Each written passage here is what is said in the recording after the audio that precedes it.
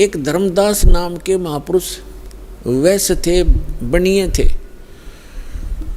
और वैष्णु साधु से दीक्षित थे, विष्णु जी के पुजारी थे, विष्णु जी को इष्ट मानते थे, साथ में शंकर भगवान की भी पूजा करते थे। जैसे भी हमारे धर्म गुरुओं ने हमारे को जो ज्ञान दे रखा है, हम वैसे ही वो लगा हुआ था। और रूपदास नाम के एक वैष्णव संत से दीक्षित थे। अब उस रूपदास जी ने जैसा भी उस प्यारी आत्मा को गाइड किया, वो उसी तरह समर्पित था। उसने बता रखा था रूपदास जी ने कि 68 तीर्थ करने चाहिए, अमरनाथ चारों धामों को भी अवश्य वहाँ जाना चाहिए, एकादशी का व्रत करो, हरे राम हरे कृष्ण और भोलेनाथ शंकर भगवान का इसका जाप करो, ओम नमः शिवाय आदि। तो ये मंत्र जाप करता था। और तीर्थ भ्रमण के लिए वो चले वहाँ से। उस समय लगभग 80-82 वर्ष की उम्र थी, 85 वर्ष की उम्र थी धर्मदास जी की। तीर्थ यात्रा पर गए हुए थे मथुरा के तालाब में, जहाँ भगवान, जैसा कि हमारे धर्म गुरुओं ने बता रखा था कि यहाँ श्री कृष्ण गौ चराया करते थे, इस सरोवर में नहाया करते थे, गौओं को पानी पिलाया करते थे। तो उस श्रद्धा से सभी वहाँ उस तीर्थ पर जाते हैं और फिर गिरिराज के चक्कर लगाते हैं। अपने आत्माओं, ये भोली आत्मा ये तो कहती हैं कि रामपाल तो हमारे देवी देवताओं को, धार्मिक तीर्थों को जो है सब अच्छे नहीं बताता। अब विचार करो, जिस गिरिराज यानी गोवर्धन पर्वत की आप महिमा गाते सुनाते हो, उसकी लीला क्या है। जैसे धर्मदास जी को परमात्मा मिले, फिर उनसे पूछा कि आप,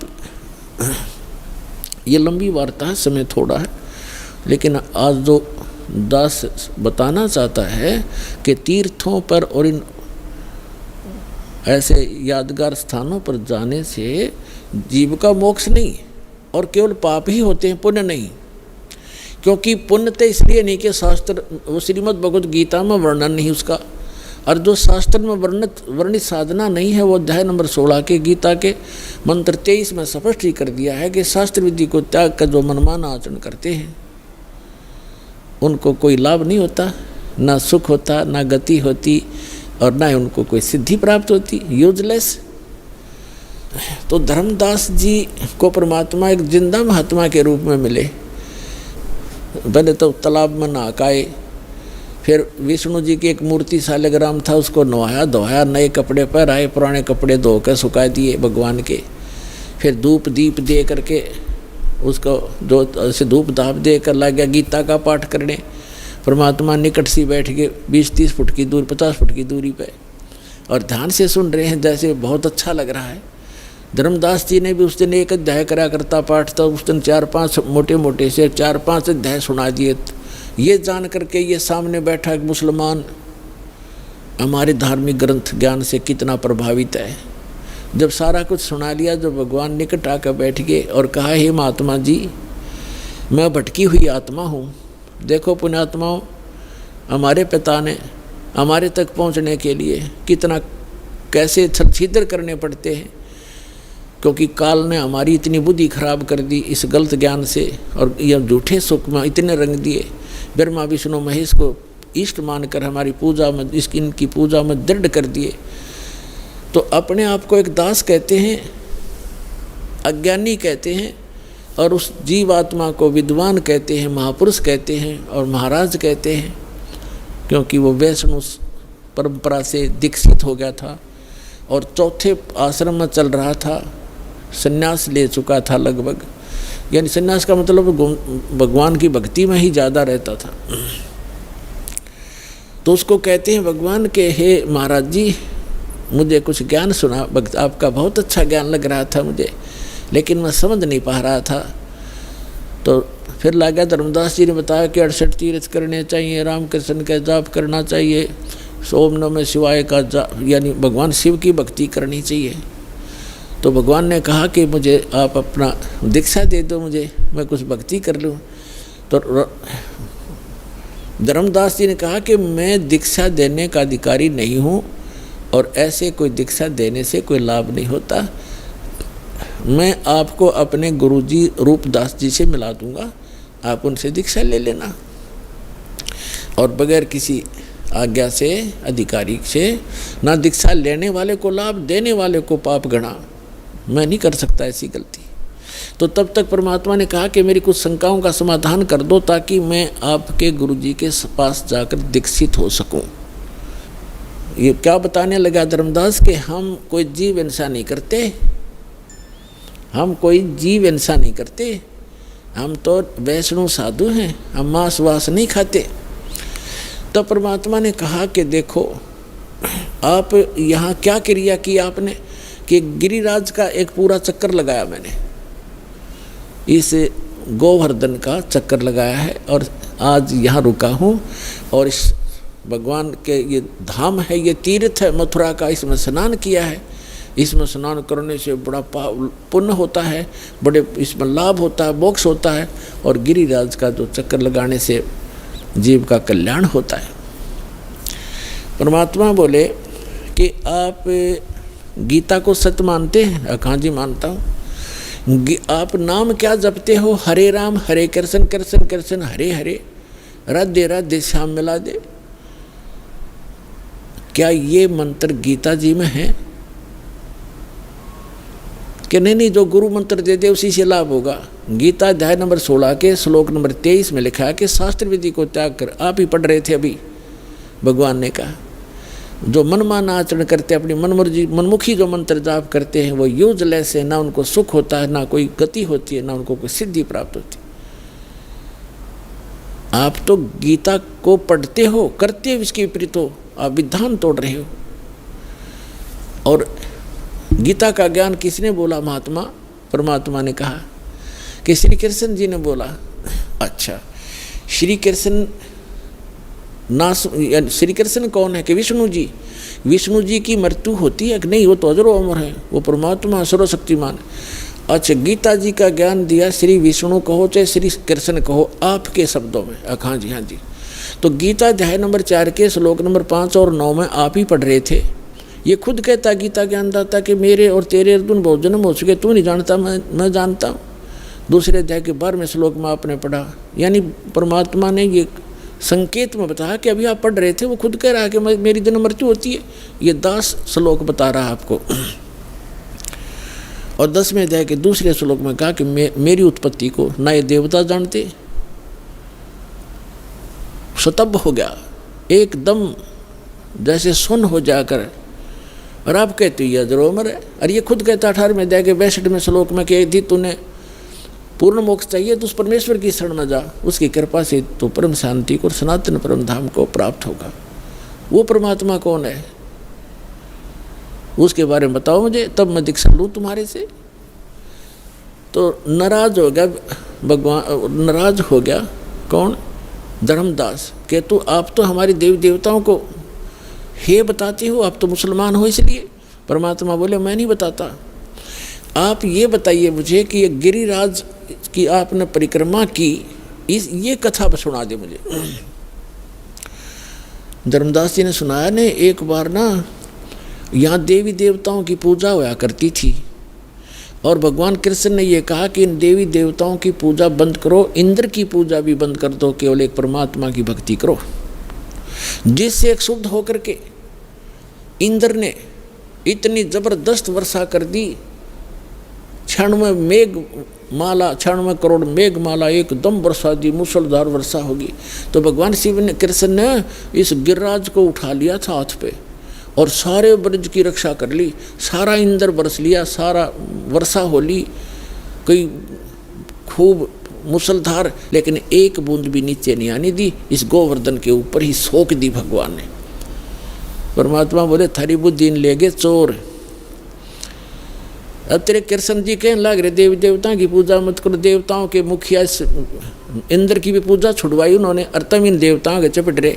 और फिर मैं देवताओं की थारी बेइज्जती करता हूँ। और जिस जोड़ में तू नहाया इसमें इसने तो छोड़ कर चले गए। श्री कृष्ण द्वारका में रहा करते थे, वहाँ जाओ न वहाँ गड्ढो तुम। अब वो द्वारका भी ना रही, वो समुद्र में डबो दी, इसलिए डबो दी थी कि यहाँ धक्के खाना होंगे ये बोली आत्माएं, मोक्ष होगा भक्ति से।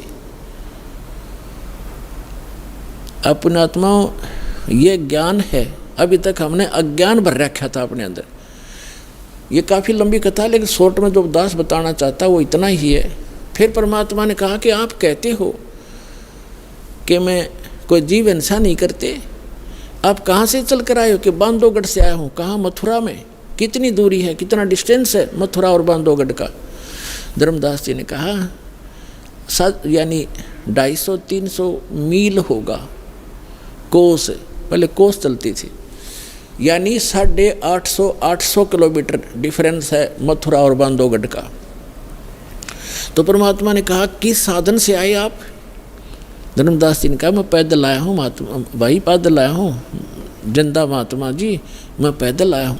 तो परमात्मा ने कहा वहाँ से लेकर इस मथुरा तक आपने कितने जीव मार दिए, गिनती नहीं हो। और इस तालाब में नहाए, इस मथुरा के इस तालाब में नहाए, ये लोटा पानी का भर के लाए हो आप, देख इसमें कितने जीव जंतु। ये तो इस 2 लीटर पानी में इतने, और उसमें जिसमें आप मल कर नहा रहे थे, कितने जीवों का कचूमर काट दिया धर्मदास, करोड़ों जीव मार दिए इतने। और इंतजार तुम कहते हो मोक्ष होगा, तुम तो पाप के भागी होगे। पृथ्वी ऊपर पग जो धारे है, करोड़ जीव एक दिन में मारे। कहते 70 ब्राह्मण की है हत्या, जो चौका तुम देवो नित्या। ब्राह्मण संस हत्या जो होई, जल स्नान करत हो सोई। अब जैसे आपके शास्त्रों में कहा है कि ब्रह्म हत्या का पाप बहुत भारी होता है, जीव हिंसा ब्रह्म, और जैसे जीव हिंसा ब्रह्म का होता है, वैसे भक्त को मारा जाए और जीव हिंसा होती है। तो कहते एक जो तुम ये खाना बनाने से पहले मिट्टी और गोबर से वो स्थान लीपा जाता था, और कहते हैं आपने जो ये चौका लीपा है जहाँ रोटी बनानी थी, इतने पोर्शन में 1000 करोड़ जीव मार दिए। कहते हैं कि पृथ्वी ऊपर पग जो धारे, करोड़ जीव एक दिन में मारे। जैसे आप सारा दिन घूमते फिरते हो, एक दिन में आप करोड़ों जीवों को नाश मार डालते हो। और कहते 70 ब्राह्मण की है हत्या, जो चौका तुम देवो नित्या। जो नित्य तुम लिपा पोती करते हो, इसमें 70 ब्राह्मण जैसी जीव हिंसा हो जाती है। और ब्राह्मण सेंस हत्या जो होई, जल स्नान करत हो सोई। इस तालाब में नहाते हो ना, इसमें इतने जीव मर जाते हैं, 1000 ब्रह्म हत्या का पाप तुम्हें लगता है। हरी भांति पृथ्वी के रंगा, अंत कोट जीव उड़े पतंगा। खान पान में दमन प्राणी, कैसे पाओ मोक्ष निशानी। तुम खाते हो पीते हो, इसमें भी जीव मरते हैं। आटा गूंदते हो, इसमें भी मरते हो। पोछा लगाते हो, इसमें भी मरते हैं। और तुम कहता है हम जीव हिंसा नहीं करते।